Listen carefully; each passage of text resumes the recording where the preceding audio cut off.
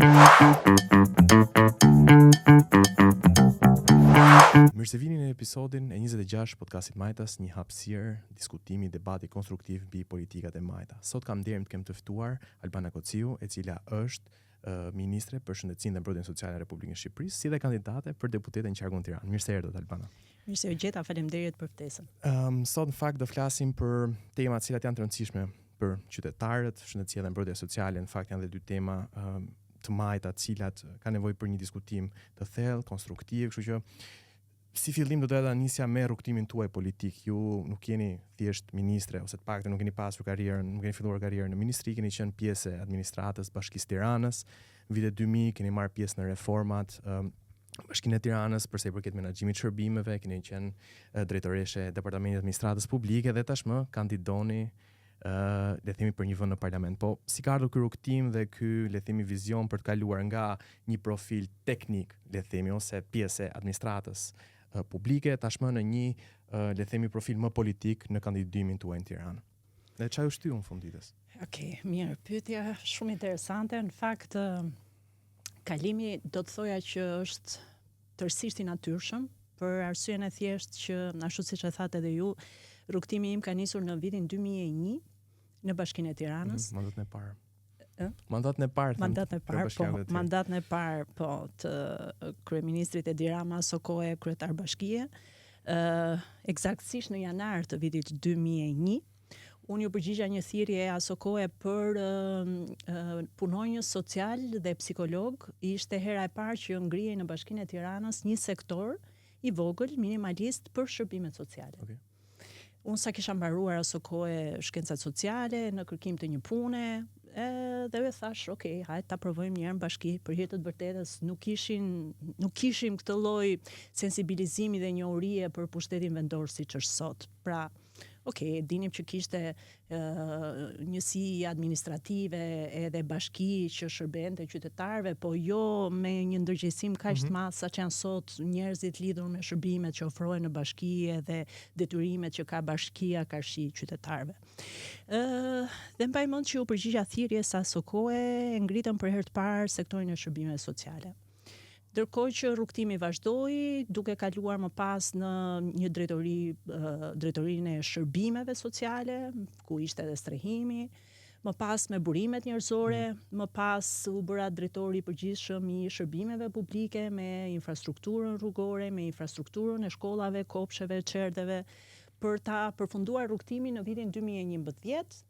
Dhe më pas, siç e thatë edhe ju vetë, për të kaluar në Departamentin e Administratës Publike, ku e drejtova atë departament për plot 10 vite nga 2013 deri në 2023, ku pastaj patjetër kam deri dhe privilegjin të drejtoj një institucion shumë të rëndësishëm, Ministrinë e Shëndetësisë dhe Mbrojtjes Sociale.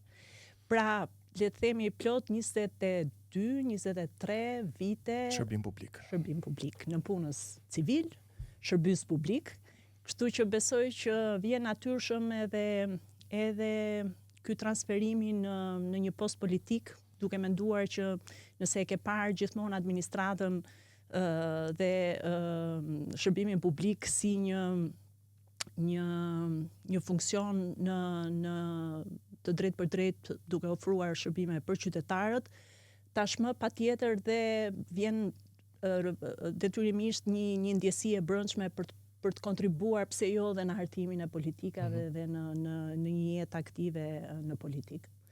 Kështu që besoj vjen shumë natyrshëm, nuk ka një katapultim nga hiçi.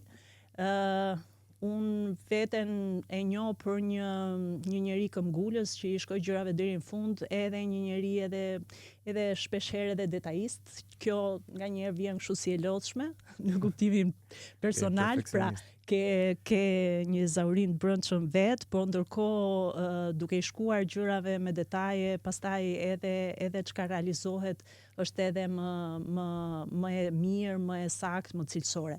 Për shembull, mund të veçoj këtu, nëse mund zgjatem paksa, pjesën e eksperiencës në Departamentin e Administratës Publike. Në fakt, në vitin 2013 ne nisëm një reformë shumë të rëndësishme, që ishte reforma e shërbimit civil, e shtrirë në njësër institucionesh, jo vetëm në aparatet e ministrive, dhe besoj fort që kemi bërë një transformim radikal të mënyrës se si rekrutohen punojësit në punës civil në administratën publike nëpërmjet parimeve të meritokracisë, të profesionalizmit dhe të transparencës.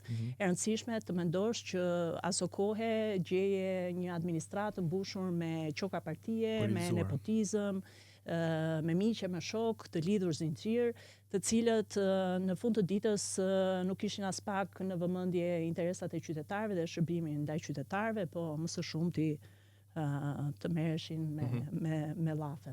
Fakt, unë kam një histori personale përse përket le themi administratës publike, por jo në punësi civil, pasi unë nuk kam qenë angazhuar politikisht formalisht më përpara dhe kam pasur këtë skepticizmin që ekziston miti, pra që në administratë duhet kesh një orë për të hyrë.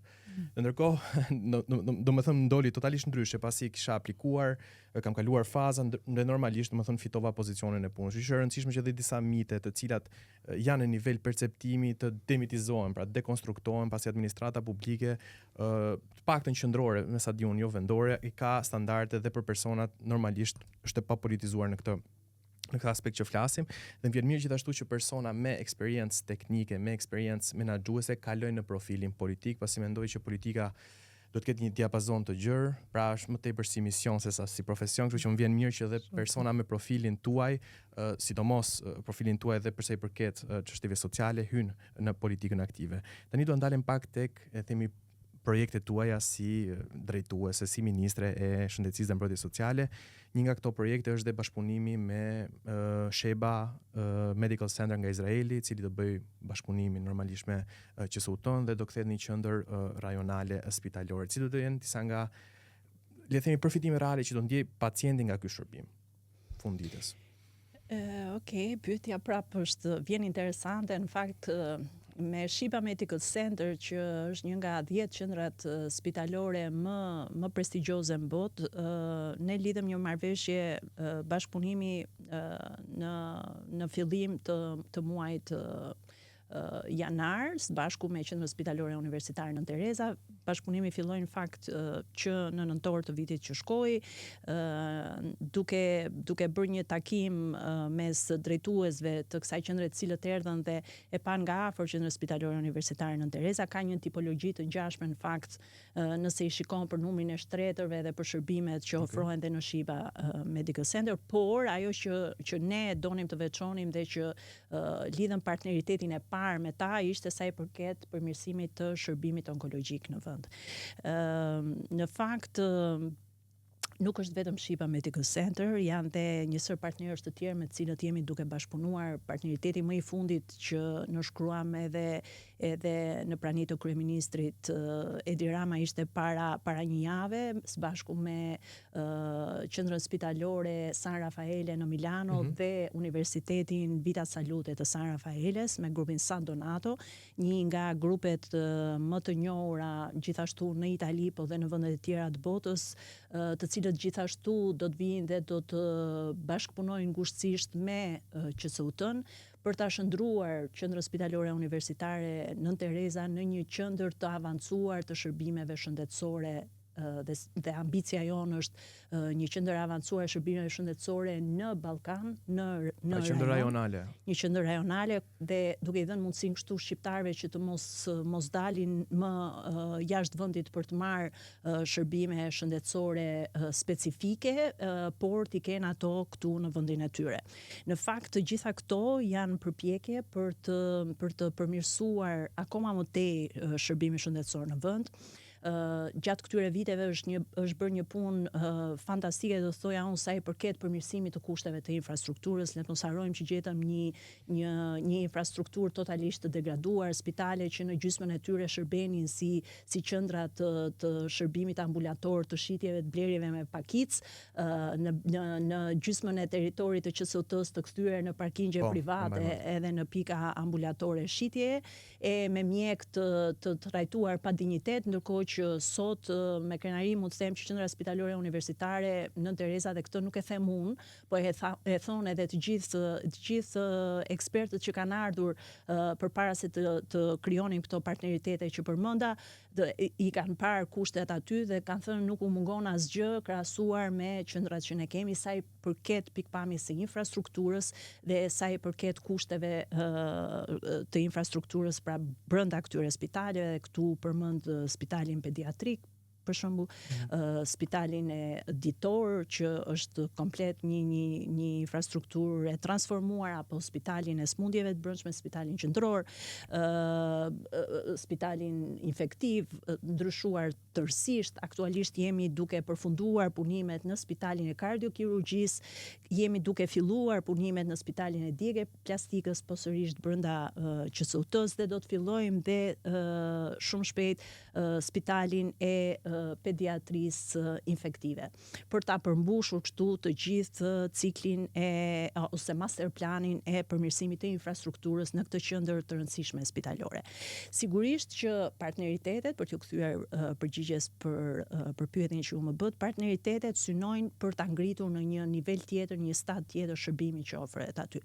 Sa i përket partneritetit me Shiba Medical Center, ne jemi duke punuar aktualisht për të përmirësuar protokollet klinike që mjekët praktikojnë pra në spitalin onkologjik.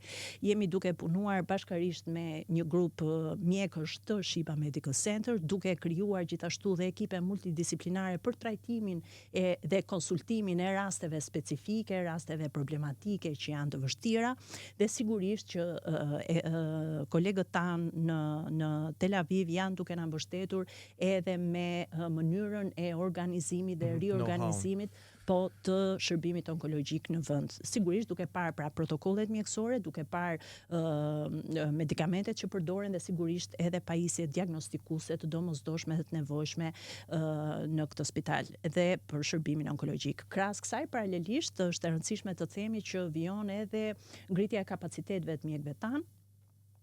Vetë partnerët izraelit na kanë ofruar bursa studimi për mjekët e rinj, sikundër dhe trajtimin e rasteve të vështira sa i përket fëmijëve që vuajnë nga sëmundje të tilla, pra nga problematika të shoqëruara me sëmundje onkologjike. Unë fakt dua ndalim tashmë tek pjesa e mbrojtjes sociale. Mos gaboj, buxheti i vitit 2025 skalon 1 miliard euro nga 8.2 që është në total, një nga buxhetet më të mëdha në total për shëndetësinë dhe mbrojtjen sociale. Gjithashtu është parashikuar rritje graduale e ndihmës ekonomike dhe në programin e Partisë Socialiste, e cilën kryeministi thotë është program qeverisës, jo program politik. Le të themi kemi një qasje e cila në mbrojtjen sociale është tranzitore, pra shkojmë drejt një politike aktive. Pra kemi një mbrojtje sociale të përkohshme dhe lidhet më tepër me integrimin në tregun e punës. Mund ta tregoni pak se si funksionon në realitet ky model i mbrojtjes sociale? Është e vërtet, në fakt, sa i përket buxhetit, është e vërtet që buxheti për ministrinë, për pjesën e shëndetësisë është trefishuar nga një buxhet 250 milion euro që e gjetëm ne aktualisht së bashku me buxhetin e mbrojtjes sociale. Është një buxhet për 1 miliard eurosh, që për hir të vërtetës është buxheti më i madh që ka patur të dy sektorët bashkarisht, ndërkohë që për të shkuar tek përgjigjja e pyetjes, sa i përket politikave sociale, sa i përket shërbimeve sociale, qasja jon ka qenë tërësisht një qasje që reflekton më së shumti integrimin dhe aktivizimin e të gjitha atyre familjeve të cilat në një moment caktuar të jetës tyre ka nevojë për një suport nga shteti, dhe ajo është ndihma ekonomike apo shërbimet sociale të përkujdesit, por synimi ynë kryesor është që këto familje të mos mbeten peng i një lëmoshe të dhënë nga shteti, por të aktivizohen, të integrohen, të aftësohen për t'ja dalë mban vet. Dhe për këtë arsye dhe qasja sa i përket për kujdesit social është për të ofruar një ombrellë të kujdesit social për të gjithë familjen në 360 gradë, që do thotë nga fëmijët, nga gratë kryefamiljare, nga personat me aftësi të kufizuar, nga të moshuarit, të gjithë atyre shtresave vulnerabël, por në ndërkohë nga ana tjetër dhe sa i përket familjeve në ndihmë ekonomike, pra që janë të varura nga një pagesë financiare mujore, për t'i integruar ata anëtar të familjes që janë forcë aktive pune për t'i integruar në tregun e punës nëpërmjet kurseve të formimit profesional, nëpërmjet gjetjes së punës së përshtatshme dhe nëpërmjet mentorimit të tyre derisa ata të bëhen aktiv për të dalë nga këto skema të mbështetjes. Edhe diçka që është e rëndësishme këtu, meqense unë nisa duke treguar eksperiencën time si eksperte e shërbimeve sociale, pasi e kam nisur rrugtimin e karrierën time profesionale ashtu, unë kujtoja së kohe që më pak se gjysma e qyteteve ofronin shërbime sociale dhe kryesisht ishin këto qytetet e mëdha, kryesisht qytete rreth e rrotull Tiranës, ndërkohë që gjithë pjesa tjetër e territorit ishte e pambuluar me shërbime sociale. Bashkitë ishin inekzistente për të ofruar shërbime sociale, më saktë e kishin buxhetin e tyre të fokusuar në infrastrukturë, në rrugë, tu thoshe për të ofruar një shërbim social për moshën e tretë, për shembull ishte sikur po i hidhnin lekët në ujë, pra nuk kishin fare në fokus këtë gjë, ndërkohë që sot që flasim ne kemi në të 61 bashkitë shërbime sociale. Kemi fondin social, që është një mekanizëm i në dispozicion nga Ministria e Shëndetësisë dhe Mbrojtjes Sociale, pra nga qeveria shqiptare për bashkitë e vendit, me qëllim që ato vetë të hartojnë programe të shërbimeve sociale sipas nevojave të territoreve të tyre, ne i financojmë dhe i aftësojmë gjatë kësaj periudhe për të vetë ofruar shërbimet sociale në një periudhë të afërt. Pra vetë bashkitë ofrojnë shërbimet sociale në një periudhë të afërt. Dhe sot që flasim, duke nisur nga viti 2019 që ka filluar të funksionojë si mekanizëm, ne kemi 84 shërbime të reja sociale që ofrohen në territor. 84 shërbime që fillojnë, siç e përmenda, nga fëmijët me aftësi ndryshe, nga gratë kryefamiljare të dhunuara apo pre trafikimit, mosha e tretë të moshuarit, pra, dhe gjithë duke përmbyllur pra gjithë ciklin e familjes deri tek edhe persona LGBT të komunitetit LGBT apo persona të cilët ka nevojë që të marrin një shërbim specifik të tipit logopedi, fizioterapi, pranë qendrave tona sociale. Në fakt edhe një politikë tjetër që është bonusi për beben, që fillon që në gjenezën e jetës është tjetër politikë që në mendimin tim ka qenë e suksesshme. Dhe me që ma përmende bonusin e bebes, bonusi i bebes në fakt deri tani është konsideruar një mbështetje për familjet e reja që sjellin në jetë fëmijët e tyre, është një politikë e cila mbështetet në një pagesë që jepet në sapo fëmia lind,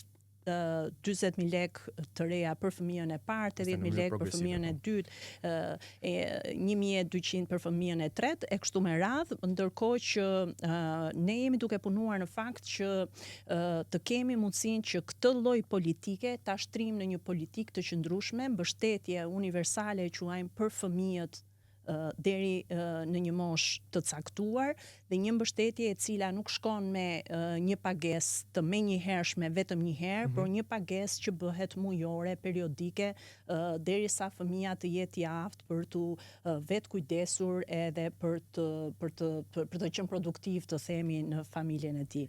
Për këtë po punojmë edhe shumë shpejt do ta paraqesim.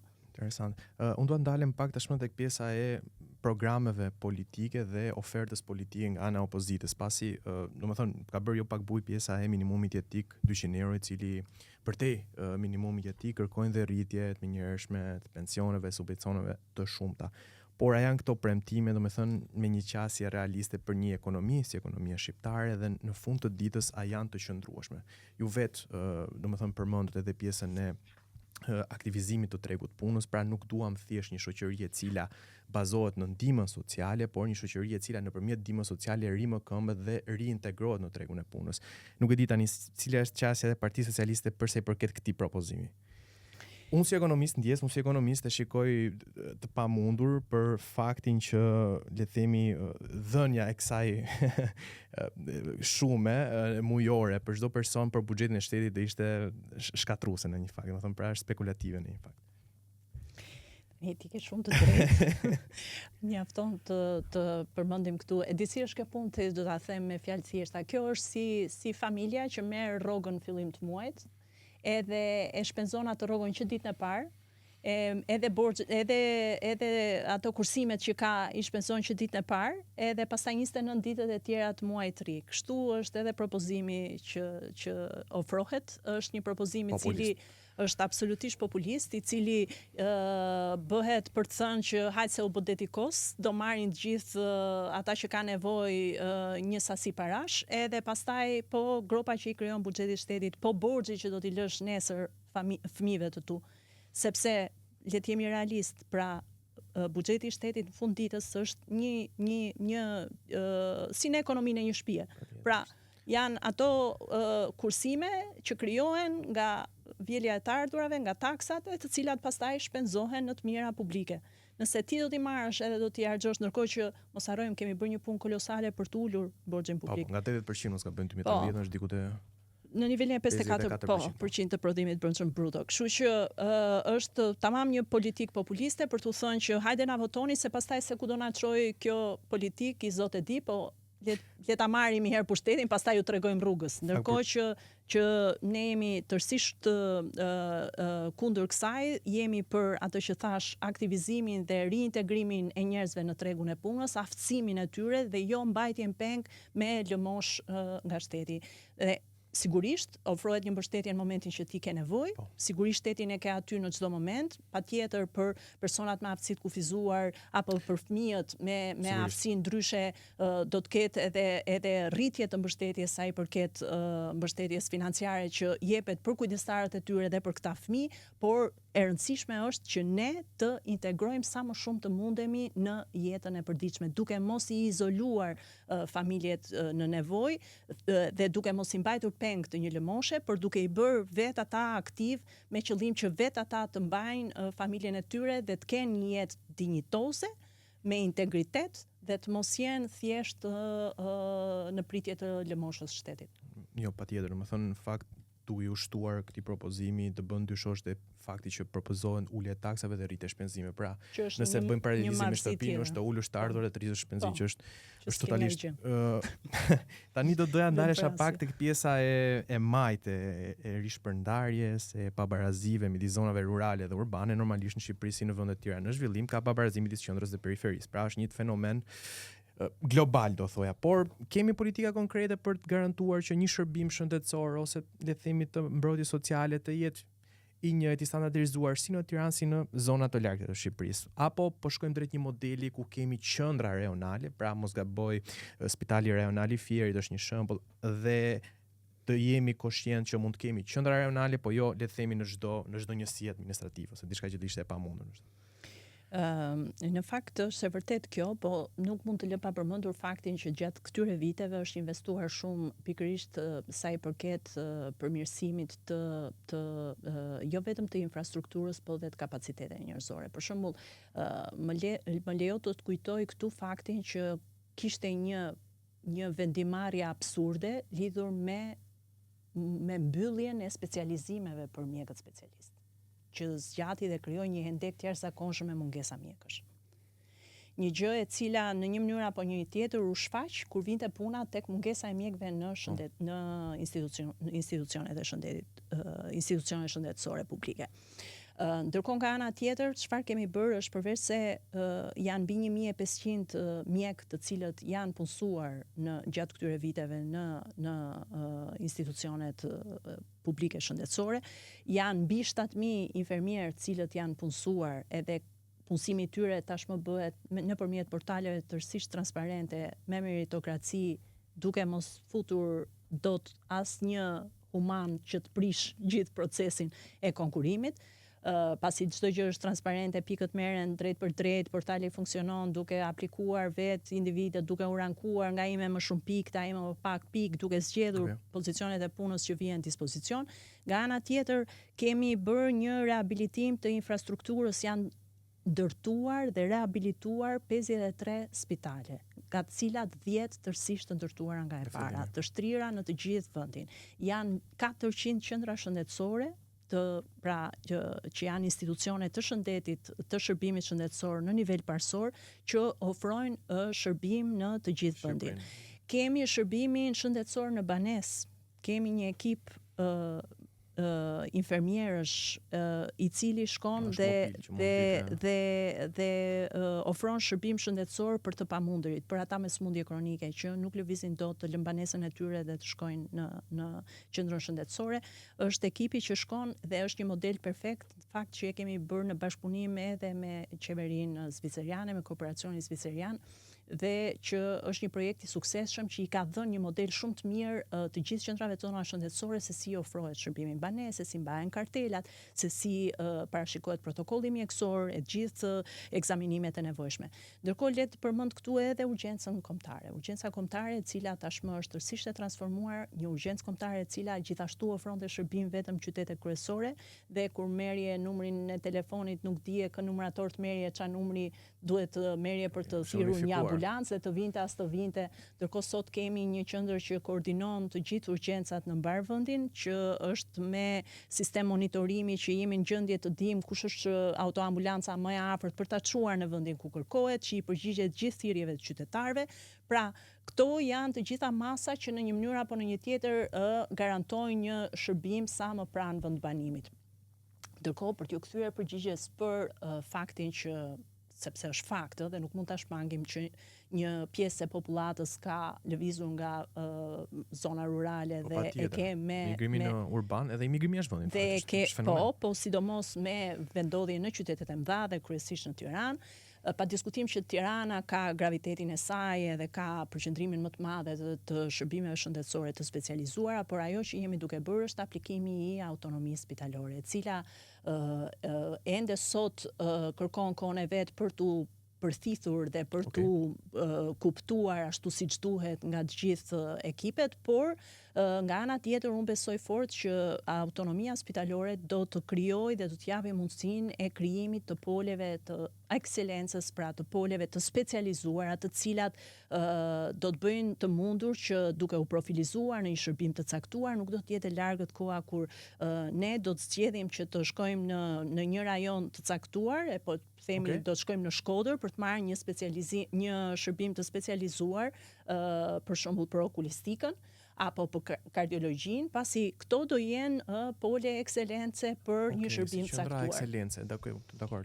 Dhe fare mirë do të mundësojnë që dhe është autonomia spitalore ajo që ja jep mundësinë, pra sepse duke qenë më të pavarur nga Ministria e Shëndetësisë për të marrë vendime, për të rekrutuar staf, për të marrë vendime lidhur me pajisje diagnostikuese që i duhen, për të marrë vendime lidhur me një shërbim caktuar që mund të hapin. Pra janë vetë mjekët dhe bordi i tyre i menaxhimit, sepse kështu funksionojnë. Pra në momentin që marrin autonomi spitalore, kanë një bord menaxhimi, vetë menaxhojnë vetë, janë në gjendje të vendosin vetë lidhur me shërbimet shëndetësore sipas tipologjive të zonës. Dhe sa më i aftë jetë një spital për të rekrutuar një mjek i cili është specializuar në X apo Y shërbim, edhe të kenë mundësinë dhe t'i ofrojnë dhe infrastrukturën e përshtatshme dhe pajisje diagnostikuese, pra gjithë mjetet e domosdoshme për të performuar ashtu siç duhet, dhe mjeku të ketë vizionin për të krijuar klinikën e vet specializuar, patjetër pastaj profilizohet edhe struktura spitalore.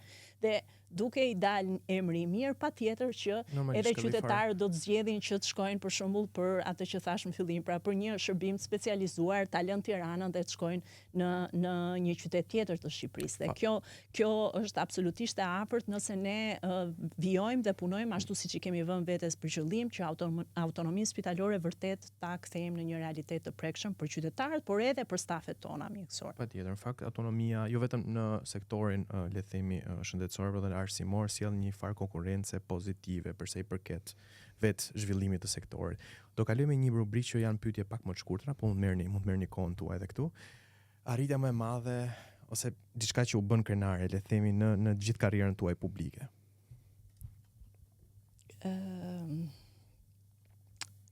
Të kthehem prapë te mund të ktheheni edhe në vitet. Po kthehem prapë tek shërbimi civil. Në fakt, unë do doja të veçoja faktin që gjatë 10 viteve si drejtuese e Departamentit Administratës Publike i ndryshuam mentalitetin që në punë mund të futesh edhe duke i dhënë një deputeti, një ministri, një CV. Edhe punën e kishe tënde. Ishin bërë si ndërmjetës. Pra, futëm nocionin që kudo ku duhet të punësohesh në shtet, duhet të kalosh në një proces konkurimi meritokratik. Pra, ke një konkurim dhe duhet bësh një testim të çfarëdo lloji. Pra, qoftë me shkrim, qoftë me gojë, ama duhet të konkurosh, të jesh kompetitiv. Në fakt është ajo administratë e cila sot është aktivisht, mos gaboj 1000 pjesëtarë të administratës që marrin pjesë në negociatat me Bashkimin Evropian, kështu që mësuesi më i rrept, i cili është Bashkimi Evropian nëpërmjet raport progreseve, ka dhënë, le të themi, feedbackun e tyre pozitiv për sa i përket administratës. Kështu që kjo s'duhet haruar në fakt, sepse edhe konferenca e parë ndërqeveritare, një nga pikat kryesore kishte pikërisht vlerësimin e gatishmërisë së administratës publike për të shkuar drejt këtij procesi. Po dhe raporti screening mos gaboj ka qenë në core report. Po, dhe nëse mendon që janë një staf nga mbrapa që bën gjithë detyrat e shtëpisë për këtë proces negociatash, që nuk është i lehtë. Janë heroj në të heshtur. Që s'është as pak i lehtë, pra kushdo që punon në administratë di që nuk është administrata një vend që futesh të marrësh një rrogë të rish rehat. Administrata është një punë nga mëngjesi deri në darkë, bile një punë për te kapaciteteve normale, sepse ti mund të punosh të shtunave, të dielave, mund të përgjigjesh edhe të jesh në telefon non stop, nuk ke atë luksin ta fik tani telefonin se. Cili është sfida mendoni ju më e madhe për të ardhmen, përsa i përket sektorit ku ju drejtoni? Sfida më e madhe. Në fakt, unë thash që ne kemi bërë shumë sa i përket infrastrukturës, sa i përket pajisjeve, sa i përket motivimit të ekipeve shëndetësore, pasi pagat janë trefishuar në sektorin publik, por do të thoja që sfidë mbetet ngritja e stekës. Pra, çfarë do të thotë? Do të thotë që ti sheh rezultatet shpejt kur shkon nga 1 te 10, apo pastaj nga 10 te 20 është më vështirë. Edhe rritja vendeve, pra ekonomitë ndaja si Amerika, si Anglia kanë rritje më të ulët se Shqipëria janë 13%. Tani unë mund të them që ne kemi sot një shëndetësi funksionale që mund ta krahasojmë edhe me vendet e tjera europiane. Por do duhet bëjmë akoma më shumë, do duhet të investojmë akoma më shumë në dije, do duhet të investojmë akoma më shumë në teknologji, dhe do duhet patjetër të investojmë më shumë në digitalizim. Patjetër, në implementimin e teknologjisë. Dhe këto janë sfida, me thënë vërtetën, se thjesht ti thuash, po ti bësh, kërkojnë goxha. Një nga eksperiencë personale, në fakt ka qenë me NHS në Angli, në Londër, unë diskutoj me miqtë e mi, por shpesh nuk më besojnë, por unë më ndashur pas një dëmtimi që kisha në sport, më ndashur 3 muaj për të bërë takimin fizik me një mjek dhe ishte normalisht nëpërmjet teleworking, pra ishte nëpërmjet telefonit, telemedicinës më përpara. Pra ne këtu në Shqipëri nuk kemi nevojë pse të presim 3 muaj, 4 muaj, 5 muaj për të marrë atë takimin e parë me mjekun. Ne diskutuam pak për mitet e administratës publike, po ndoshta një mit për sistemin shëndetësor që ndoshta duhet ta diskutojmë, duhet të sqarojmë për publikun. Një mit për sistemin shëndetësor. Po unë do të thoja në fakt është i njëjtë si për administratën publike, se në fund ditës janë gjithë shërbys publik, pra si mjekët, si infermierët, si në punësit e administratës janë gjithë shërbys publik. Do të thoja që të gjithë shërbysit publik, në fakt nuk miti është që shërbysit publik rrinë, paguen, edhe është një pag që e merr qyl, edhe nuk shkon punë. Fakt nuk është e vërtet. Edhe dëshmitar janë gjithë në punësit civil, janë gjithë shërbysit publik, cilët punojnë orar pa orar edhe përkushtohen me vetmohim për t'i shërbyer vendit. Sigurisht që është edhe një punë që është konsumuese, sepse ti je drejt për drejt në marrëdhënie me njerëzit, është punë konsumuese, pra ti jep nga vetja tërkohën, por ke edhe satisfaksion shumë të madh. Për ta përmbyllur ndoshta me një pyetje politike, pse duhet një qytetar tashmë, një votues për herë të parë, një iri e re të votojë për Partinë Socialiste në 2025? E bukur edhe kjo. Duhet votoj për Partinë Socialiste për numrin 5 për arsyen e vetme sepse e para duhet i japim vulën gjithë këtyre reformave që kemi kryer e që po vijojmë të kryejmë e që kemi ndërmend të kryejmë. E dyta sepse duhet i japim mundësinë fëmijëve tanë, por edhe gjithë qytetarëve shqiptar të kenë një pasaportë europiane, dhe patja e pasaportës europiane, ne e themi shpeshherë këto ditë, nuk është thjesht të lëvizësh lirshëm, nuk është të shkosh në Europë, është ta bësh Europën këtu, ti bësh standardet europiane këtu, ti japësh më shumë mundësi njerëzve këtu, ti japësh më shumë mundësi për zhvillim ekonomik, më shumë mundësi për studime cilësore, më shumë mundësi për shërbime shëndetësore cilësore, këto që edhe folëm. Dhe vetmja forcë politike që mund ta kryejë këtë është Partia Socialiste. Qartë. Zonja Ministre, shumë faleminderit që ishit majtës e ndatë eksperiencën tuaj edhe ju uroj suksese tashmë në fushat. Faleminderit ju. Faleminderit.